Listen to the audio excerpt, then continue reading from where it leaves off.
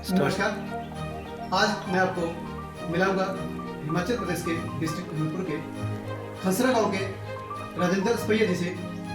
ये 100% दृष्टिबाधित भी है, प्लस एक संस्था भी चलाते हैं NDA। बाकी इसके बारे में सर आपको विस्तारपूर्वक बताएंगे। जैसे इन्होंने अभी मेरी चर्चा की, मैं हमीरपुर जिले के गांव खनसरा का रहने वाला हूं, जो हमीरपुर से 24 किलोमीटर फलौनी और भोटा के साइड में है। तो वहाँ जो है हमारा गांव वैसे काफ़ी दूर है हमीरपुर से। उसके मुताबिक अब संस्था की बात की है NDA, मतलब नेचर डिसेबल एसोसिएशन। तो ये एसोसिएशन हमारी हमीरपुर में काफ़ी काम कर रही है। दिव्यांगजनों की समस्याएं सुनते हैं, किसी गरीब की सहायता करते हैं। उसके अनुसार अगर किसी को शादी में कोई जरूरत है उसको हम पूरा करते हैं। ये हमने की है।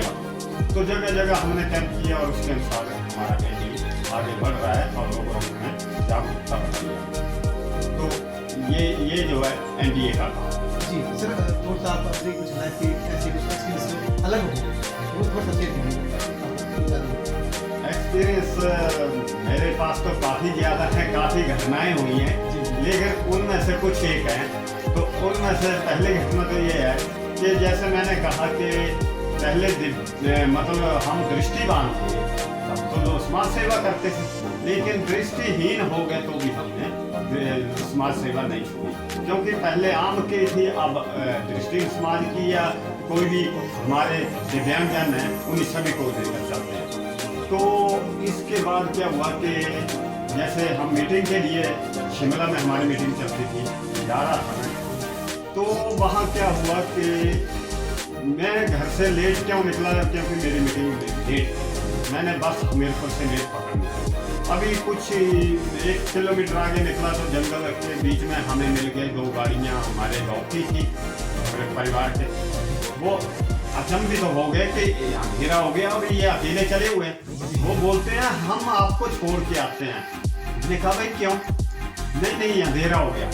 मैंने कहा नहीं आप जाओ, मैं अपने आप चला जाऊँ। कुछ देर तो वो देखते रहे कि क्या करें, अभी मना कर रहा, लेकिन मैं उनको भेज दिया कि आप जाओ। तब तो वो निकल गया और मैं भी अपने स्थान की ओर रवाना हो गया। अभी 10 मीटर चला था कि आगे आवाज़ शुरू हो गई। मैंने देखा मैं चल रहा हूँ, मेरे आगे कुत्ता का हंसे लग गया ही।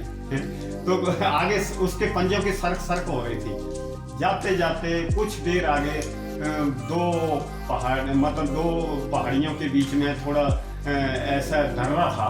उसके बीच में हवा जो आई मेरी तरफ, तो उसकी विशेष स्मेल होती है तेंदुए की, वो उससे मैं पहचान गया कि कुत्ता नहीं, ये तेंदुआ है। तो वो तो आगे दौड़ रहा था, मैं भी उसके पीछे, जैसे वो दौड़ रहा है तो मैं भी दौड़ रहा हूँ, स्लो चल रहा तो मैं भी चल रहा हूँ, लेकिन मन में कोई ये नहीं कि ये तेंदुआ मेरे को कुछ। बड़े आराम से वो आगे चल रहा है, मैं भी चल रहा हूँ। तो ऐसा ही चलते चलते 200 मीटर तक हम तकरीबन निकल गए। इतने में पीछे से एक लाइट पड़ती है तो कुछ देर में वो गाड़ी जैसे ही मेरे पास पहुंचने वाली थी, तेंदुए ने छलांग लगा दी और नाले में चला गया। तो वो ही गाड़ी वाला मेरे पास खड़ा हो गया। मैंने कहा भाई आप क्यों आए? कहते हम आपको इसलिए नहीं बता रहे थे कि आप मान नहीं रहे थे कि मैं अकेला जाऊंगा, यहाँ तेंदुआ था जी। मैंने कहा उसने तो अभी छलांग लगाई और मेरे आगे आगे चल रहा है। नहीं बोलते अब हम आपको सलौनी में छोड़ के आएंगे। ये घटना काफी जबरदस्त है। बाकी कुछ और बताइए, क्योंकि ये तो ऐसा लग रहा है कि एक मूवी में स्टोरी होती है कि ये तो ऐसी कहानी लग रही है। आप कुछ और भी अपना एक्सपीरियंस। अब देखो हम किसान हैं, खेती भी करते हैं। जी बिल्कुल जी। तो घर से तकरीबन 150 मीटर की दूरी पर हमारा खेत था। तो वहां हम खुले में मक्की सुखाने के लिए डाली हुई थी जी। अब क्या हुआ कि एक दिन मैंने देखा कि मेरा तरपाल जो मक्की को ढका हुआ वो फटा हुआ है। मैंने सोचा किसी गीदड़ ने फाड़ दिया होगा। अच्छा। अब जैसे वो तीसरा दिन आया, एक दिन छोड़ के तेंदुआ अवश्य आता है जी। तीसरा दिन आया तो वो एक पेड़ के नीचे जैसे कुत्ता झमाइयां मारता है वैसे कर रहा था जी। मैंने लड़के को टार्च पकड़ाई, रजाई के नीचे से, हम सोए हुए थे, सुबह का 4 बजे का टाइम था जी। तो मैंने कहता ये तो गीदड़ है। मैंने कहा ठीक है गीदड़ है, लेकिन है कैसा? बोलता है तो थोड़ा बड़ा है, गीदड़ छोटा होता है। मैंने कहा तो इसका चेहरा कैसा है? हाँ सही बात है, पहचान के लिए। चेहरा तो बोलता है ये, मैंने कहा ये बता कुत्ते जैसा है या बिल्ली जैसा गोल मुंह है इसका? हाँ, बोलता नहीं नहीं बिल्ली के जैसा है। मैंने कहा इसके शरीर में कैसा है, सफेद है या भूरा है, क्या चीज है? बोलता है धब्बे धब्बे से हैं, छोटे छोटे बिंदियां बिंदियां ऐसी होती है ना जी, उसके ऊपर चतराबड़ा सा। जी जी। तो जब वो बात बताई, मैंने कहा ये बता कि इसके पूंछ है या नहीं? वो तो पूंछ तो बहुत बड़ी लंबी है। सही बात। मैंने कहा लंबी है, फिर मैं पहचान गया ये यहाँ भी तेंदुआ है। तो क्या हुआ कि जैसे उसको टॉर्च से देख रहे थे, वो कुछ देर बाद वो चला गया। अगला दिन आया तो एक दिन छोड़ के आता था वो, अगले दिन कुदरती वहां आवाज आने लगी तो सुअर वो मक्की को ढूंढ रहे थे कि कहाँ खड़े टंडे होते हैं ना उसके पेड़, उनसे ढूंढ रहे थे। आवाज आई, मैंने टॉर्च जो लगाई, वो अचानक उसके ऊपर पड़ी तो ऐसे चिल्लाया जैसे भैंस जोर से डर के मारे चलाते हैं, वो भाग गए। तीसरा दिन आया तो फिर वो ही तो तेंदुआ। सुबह के 4 बज रहे हैं, हम रजाई के नीचे, मतलब रजाई में बिस्तर में सोए हुए हैं, पास में मक्की की ढेर था। मैं देख रहा हूं कि ये आवाज तो आ रही है, ये कौन शरारत करने आया है? कोई आदमी है तो मक्की भी नहीं उठा रहा है। अच्छा, तो ये करेगा क्या? एक चक्कर हुआ, दूसरा हुआ, तीसरे में मेरे को डाउट पड़ गया कि नहीं, मतलब बैठ के साथ में ये चारों तरफ क्यों चक्कर काट। अच्छा, बैठ के चारों मैंने फिर टॉर्च लड़के के हाथ में पकड़ाई। लड़का कितना, 4 साढ़े 4 साल का। अच्छा, टॉर्च पकड़ाई तो वो एकदम भाग के उसी पेड़ के नीचे चला गया, ब्यूल का पेड़ था। अच्छा, जब वहां खड़ा हो गया, मैंने कहा ये रोज आ रहा है हर तीसरे दिन, आज इसके लिए कुछ नया करना चाहिए। तो ये घटना हुई थी लालड़ी में, बतन सिंह की, वो तेंदुए के साथ लड़ा था। मैंने कहा आज मैं भी लड़ूंगा इसके साथ। अच्छा। मैंने लड़के को कुछ छोटी सा कुल्हाड़ था वो पकड़ा दिया। मैंने कहा ये झपटेगा, मैं इसको पकड़ूंगा और दबोचूंगा, तो इसके ऊपर प्रहार करना। जी। तो लड़के को क्या मालूम है कि तेंदुआ ये काटता है क्या? नहीं, क्यों 4.5 साल का था, वो जानता नहीं था, अनजान था, मैं ना देखने वाला था। चल पड़े। उसकी दूरी मेरी दूरी कम से कम 20 मीटर की थी। जब चले तो वो आगे थोड़ी ऊंचाई पे खड़ा था, यानी 4 फुट की ऊंचाई पे, और हम खेत में नीचे थे। तकरीबन 5 मीटर की दूरी रह गई। 5 मीटर की दूरी का मतलब, वो लड़का बोलता है ये तो बहुत फैल गया, ऊंचा हो गया और बड़ा हो गया। मैंने कहा अब ये मार के ऊपर आ गया, लड़ने के लिए तैयार हो। अब मैं पीछे हटता तो वो झपटता। मैं नहीं हटा। मैंने कहा तू और चल। जैसे 1 मीटर आगे बढ़े, उसने उल्टे पीछे को छलांग लगाई और दूसरी भीड़ के ऊपर चढ़ गया। जैसे वो दूसरे खेत में चला गया तो मैं और दौड़ा उसके पीछे, लड़का साथ।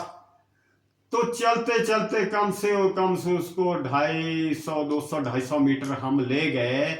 आगे तेंदुआ, पीछे हम दौड़े हुए। तो ऊंची जगह से उसने छलांग लगाई, कम से कम 10 फुट ऊंची थी, और नीचे बांस के पेड़ों में चला गया। फिर उसके बाद वो दोबारा नहीं आया। तो ऐसी घटनाएं होती हैं। घटनाएं और भी हैं, जैसे लड़का चला हुआ है, मेरे को क्या मालूम, मैं तो लड़के के सहारे चला हुआ हूँ। जी। वो ही बात है, छोटी उम्र का था।